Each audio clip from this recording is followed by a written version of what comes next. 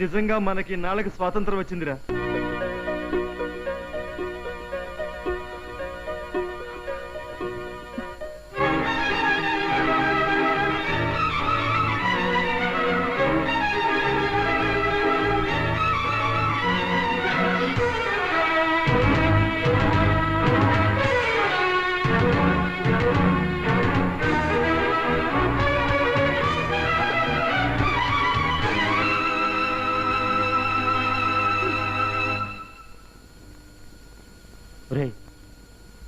రౌడీల చేతుల్లోంచి పాపం మన పాప చేతుల్లో పడిపోయిందిరా.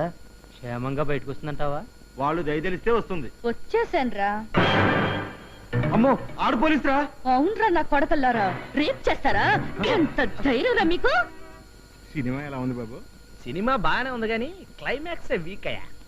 అదేంటి బాబు, క్లైమాక్స్ చాలా బాగుంది. రావు గోపాలరావుకి గుమ్మడి అప్పు తీర్చేయటం బాగుందా? పరమ చండాలంగా ఉంది. ఏంటి ఏమైంది? చెయ్యిపోయింది బాబు. దిగి వేసుకో. హలో సార్, మిమ్మల్ని ఎక్కడో చూసినట్టుంది. నేను మిమ్మల్ని ఎక్కడా చూడలేదే.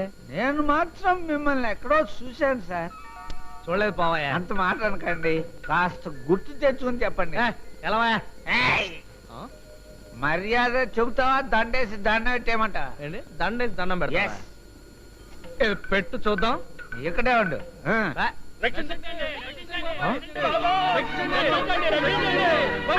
ఆగు!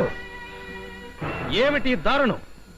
ఒక ఆడదాన్ని మగ పోలీసులు రేప్ చేయడం వింటున్నాం. అది ఏదో సంసార పక్షంగా పోలీస్ స్టేషన్ లో కనిచేవారు.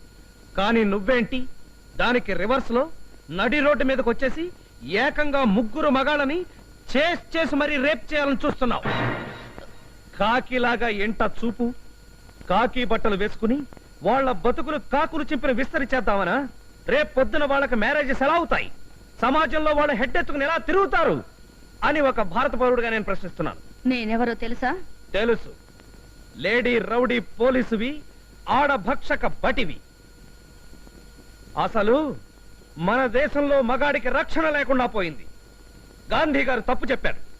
మిడ్ నైట్ మెయిన్ రోడ్డు మీద ఆడది కాదు, మగాడు నిర్భయంగా నడవగలిగిన రోజున మన దేశానికి నిజమైన ఇండిపెండెన్స్ వచ్చినట్టు. మీకేం భయం లేదు, నేనున్నాను. అమాయకుల్ని చేసి వాళ్ళ ముగ్గురిని రేప్ చేయడం కాదు.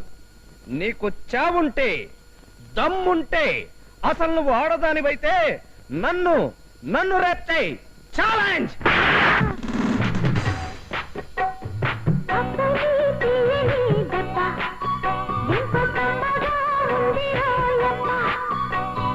రెండు రోజుల నుంచి కాపు కాస్తున్నాను రా మీకోసం. ఎక్కడే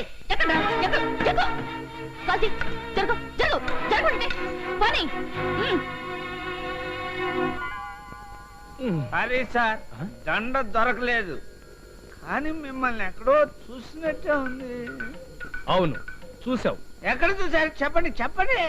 5 నిమిషాల క్రితం రిక్షాలో. Correct sir, correct. Thank you sir.